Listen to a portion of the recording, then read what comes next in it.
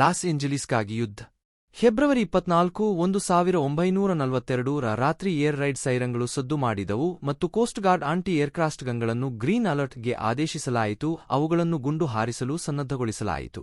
ಯುದ್ಧವು ಪ್ರಾರಂಭವಾದ ಸಮಯದಿಂದ ಮುಂಜಾನೆ ಮುಗಿಯುವವರೆಗೆ ಸಾವಿರಾರು ಜನರು ಲಾಸ್ ಏಂಜಲೀಸ್ನ ಸುತ್ತಲಿನ ಹುಡುಕಾಟ ದೀಪಗಳು ನಗರದ ಮೇಲೆ ಸುಳಿದಾಡುವ ಗುರಿಯನ್ನು ಸರಿಪಡಿಸುವುದನ್ನು ವೀಕ್ಷಿಸಿದರು ಮತ್ತು ವಿಮಾನ ವಿರೋಧಿ ಸುತ್ತುಗಳು ಆಕಾಶದಲ್ಲಿ ಸ್ಫೋಟಗೊಳ್ಳುತ್ತವೆ.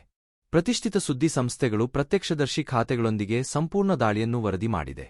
ಆದರೆ ಜಪಾನಿಯರು ತಾವು ಎಂದಿಗೂ ದಾಳಿ ಮಾಡಿಲ್ಲ ಎಂದು ಹೇಳಿಕೊಳ್ಳುತ್ತಾರೆ ಮತ್ತು ಯಾರೂ ನಿಜವಾಗಿ ಮಾಡಿದ್ದಾರೆ ಎಂದು ಸೂಚಿಸಲು ಯಾವುದೇ ಭಗ್ನಾವಶೇಷಗಳು ಇರಲಿಲ್ಲ. ಈ ಸಂಘರ್ಷದ ಖಾತೆಗಳು ಲಾಸ್ ಏಂಜಲೀಸ್ ಕದನಕ್ಕೆ ಕಾರಣವಾದ ಗುರುತಿಸಲಾಗದ ವಿಮಾನದ ಸ್ವರೂಪದ ಮೇಲೆ ಅನಿಶ್ಚಿತತೆಯನ್ನು ಉಂಟುಮಾಡುತ್ತವೆ. ಒಳಬರುವ ವಿಮಾನದ ಮೊದಲ ವೀಕ್ಷಣೆಗಳು ರಾತ್ರಿ 11 ಗಂಟೆಯ ನಂತರ ಕೋಸ್ಟ್ ಗಾರ್ಡ್ನಿಂದ ಬಂದವು.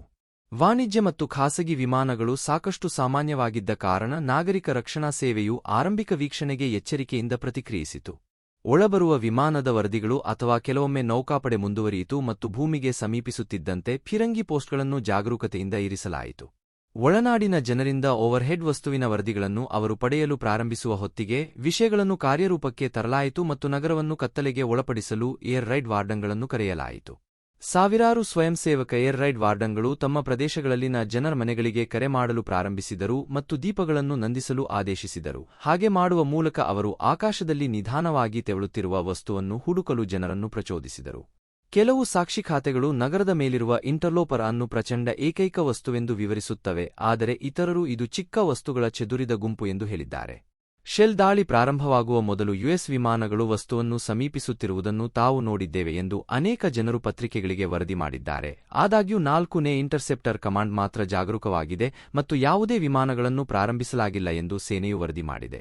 ಸ್ಪಾಟ್ಲೈಟ್ಗಳು ಆಕಾಶವನ್ನು ಬೆಳಗಿಸುತ್ತವೆ ಮತ್ತು ನಿಧಾನವಾಗಿ ಚಲಿಸುವ ಕೆಲವೊಮ್ಮೆ ಸುಳಿದಾಡುವ ವಸ್ತುವನ್ನು ಬೆಳಗಿಸುತ್ತವೆ.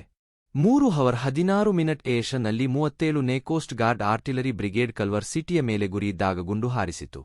ಸಿಟಿ ಲೈಟ್ಗಳು ಬ್ಲ್ಯಾಕ್ಔಟ್ಗಾಗಿ ಸ್ನಸ್ ಆಗುವುದರೊಂದಿಗೆ ಶೆಲ್ಗಳ ವಾಗ್ದಾಳಿ ಗಮನ ಕೇಂದ್ರವಾಗಿತ್ತು.